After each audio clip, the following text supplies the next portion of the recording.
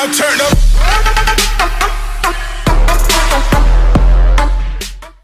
What up? It is Marcus with Dynasty Football Dads. Before you click away, we're going to be doing a free Brandon Ayuk signed jersey. All you have to do is be a subscriber, and then we're going to give that away at the end of March here. We're doing the top 10 quarterbacks for 2021.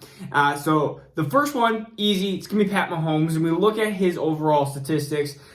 He passes for 307 yards a game, almost 2.5 touchdowns. So we're talking about just an amazing athlete, as well as the best quarterback in the league, in my opinion. And I think that's pretty hard not to. I mean, even people that love Josh Allen and stuff say, well, Pat Mahomes is the best quarterback. Anyways, fantasy finishes of 1, 7, and 4. His 7th finish was in 14 games. His 5th finish was in 15 games. The only thing is you might lose out on a week. And hopefully it's not now it would be week 17, because I think everything is getting extended a week. So hopefully Kansas City's not so amazing that no one's competing with him on the number 1 seed, and he has to sit for championship week. That's the only concern you have with Pat Mahomes coming into like a 2021 season. Number 2 is Josh Allen.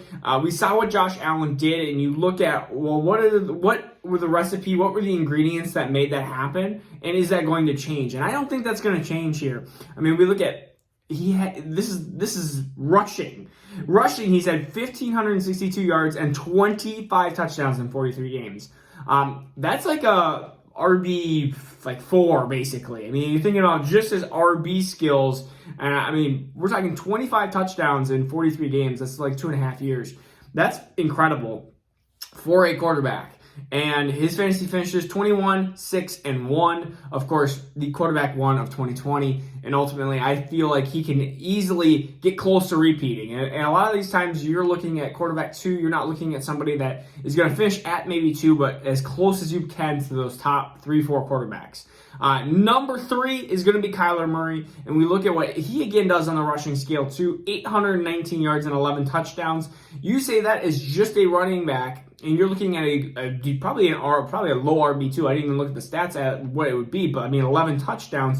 You're talking about 819 yards. That is basically a running back. And why Kenyon Drake was disappointing, and why Chase Edmonds was disappointing, and any Arizona running back was pretty much obsolete or just kind of disappointing, because Kyler Murray was taking a lot of those statistics. But 2019 he was 8th, 2020 he was 3rd. I think really 8th is his floor, and that's why he's 3rd here for me. I can't see him being worse than his rookie year. I can see him getting better. I can see him being more consistent into that 3rd, 4th area. And I know he had a little bit of an up and down season, but we ultimately talk about what we think we're going to get from him. I think he's going to be the model of consistency at the end. By the time the end of the year, we're going to look and be like, okay, he's 4th or 5th on the league. Perfect. He's 3rd in the 2021 season. Number 4, again, a guy who's been awesome the last 3 years. And a lot of these quarterbacks are mobile, and we have to continue to go with that trend. It's going to be Deshaun Watson.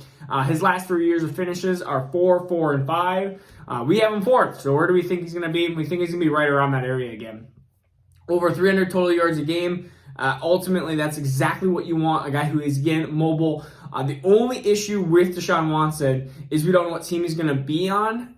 If he's on an amazing team like Miami, or even if he's on the Jets, it's probably a slight improvement, and he's going to be really close with Kyler Murray. But we're looking at ultimately the worst case scenario, which is Houston. And if he's in Houston, we saw what he did last year with a 5th overall finish. I can't see that being a worse. Only thing that can potentially be a problem is if he holds out for a contract or anything like that. All right, so that's Deshaun Watson with number 4, which I think that's a pretty easy list. I think the top 4 are easy. I think 5 to 10, we start getting into these players that people are going to start arguing about, and people are going to start, some of them are going to stay, and some of them are going to drop out of this top 10 when the 2021 season is finished. But number 5, I'm going to go with Dak Prescott. I think he's going to be overall he's going to be healed up from his ankle injury. That's going to be the biggest time to tell, I guess. His 4 years, he was, not last year, not 2020, but his 4 years previous, he was 6, 11, 10, and 2. I think when you look at that and the overall what he did in 2019 and his start of 2020, which was incredible. I mean, he was the number 1 quarterback before he got hurt. 4,900 yards, 30 touchdowns in 2019. He has Amari Cooper and Gallup and Lamb and maybe even a tight end we'll see what that ends up being, if it's Schultz or Jarwin recovering, or if they go out and actually get a tight end, or what exactly they end up being with that situation. But he also has pass catchers in Tony Pollard and Zeke as well. He has every single weapon, and his defense sucks, so he's going to continue to put up those stats. And I mean, even if it's not 4,902 and 30 touchdowns, like I could see again, like a 5th place finish is why he's here. Number 6 is going to be Aaron Rodgers. He's had 8 top 2 finishes in his career, including last year when he was number 2. And he's had over 300 fantasy points 9 times. So we ultimately look at that. He's a guy that, if he's healthy, I mean, there's been some injury issues, and he is getting older, but when he's healthy, there's a lot of times that he's finishing in the top 2. That's why he's number 6 here. I know he's lower on other people's lists, but I can see him repeating, and there's been plenty of times where he's gone like a 2-1-2 or a 2-1-2-1-2 or like 11 because he got hurt, and then 2-1. It's like he's very good at being a top 2 quarterback. Even if he doesn't, even if he finishes 9th or 10th or whatever like that, I mean, I think that's like worst case scenario, and that's why he's number 6 here. Number 7, this is where people are probably going to be throwing their phone against the wall or something like that, but it's Lamar Jackson. There's a lot of reasons why I think Lamar is number 7 down here. I see 2020 Lamar and being that is what I think that we're going to get more of, and some people see 2019 and they go, oh my goodness, we're going to get that Lamar. But ultimately, 184 passing yards per game in 2020 is not enough to put him in the top 5 for me. He also had 1.73 touchdowns per game, so you're talking about almost touchdown less than some of these elite quarterbacks. And he's had 2,211 yards rushing in the last 2 years, which is his big thing. That is why it makes him a top 10 quarterback, which makes him sometimes a top 5 quarterback to week.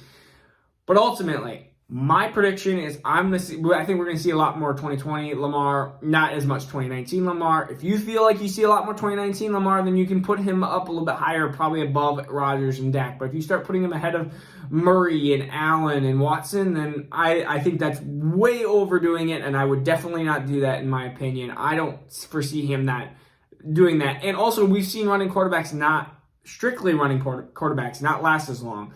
Watson, Allen, Murray, Dak, those are quarterbacks that have really good and sometimes elite passing abilities. Lamar is not even close to that.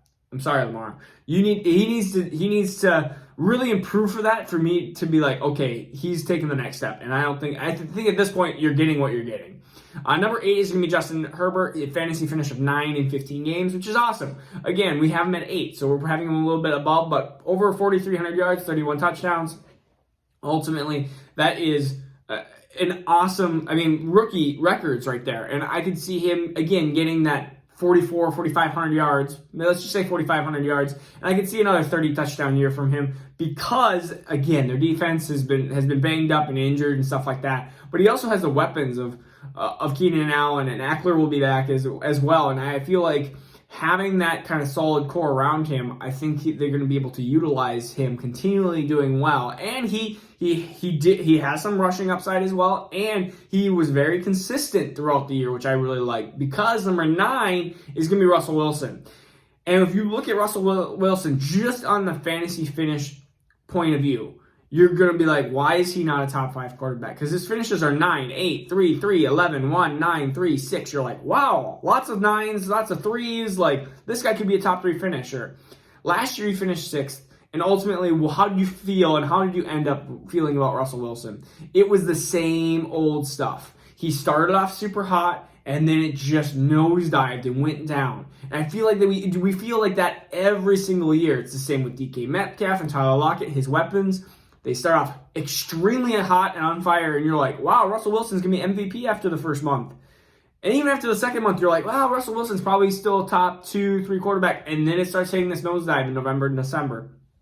Ultimately, if he's in Seattle and he's still got Pete Carroll, I think it's going to be the same old. And ultimately, I drafted him here at 9 because I think picking him and then trading him away, which I don't think you can get him at 9, but I think picking him up and trading him away after the first month, after people think he's on fire, that would be a great way to work that 2021 season. And number 10, we're going to finish it off with Ryan Tannehill. Ryan Tannehill had a fantasy finish of 2020. The biggest concern I have with Ryan Tannehill is his 7 rushing touchdowns. He had 7 rushing touchdowns and 266 yards. That is not going to be repeatable, but he did have 3,800 yards and 33 touchdowns. Ultimately, he is somebody that analytically I shouldn't like.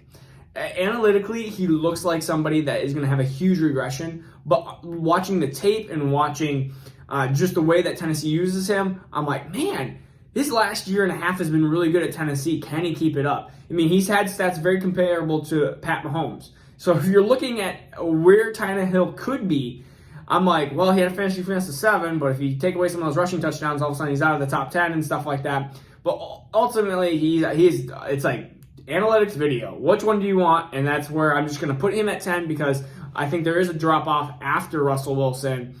And then after Tannehill, we're really starting to get lower and lower. There's going to be some of these quarterbacks that kind of peak into the top 10. And I'll make a video about what I think those players will be, but we'll get to that video down the road here. We got free agency in a week, so we'll be starting to do some free agency stuff once free agency hits out. Dak Prescott, congratulations on your $164 million contract. Forgot about that. That is awesome. That's also why he's way up. I won't say it, 5 or 4? 5. That's why he's up at number 5 because Dak Prescott, if he was to leave Dallas, I think that'd be a huge worse situation. But if he's there for 4 years, which the contract says he will be, I think that's going to be excellent there because he's right in prime age. And then he'll leave. Then after that, he'll be like 31-ish years old, and we'll figure out what he does after that. But anyways, this is Marcus with Dynasty Football Dads. We redo Dynasty and fantasy football content. This is Brandon Ayuk Jersey. If you want this, please subscribe. All right, peace out. See you tomorrow.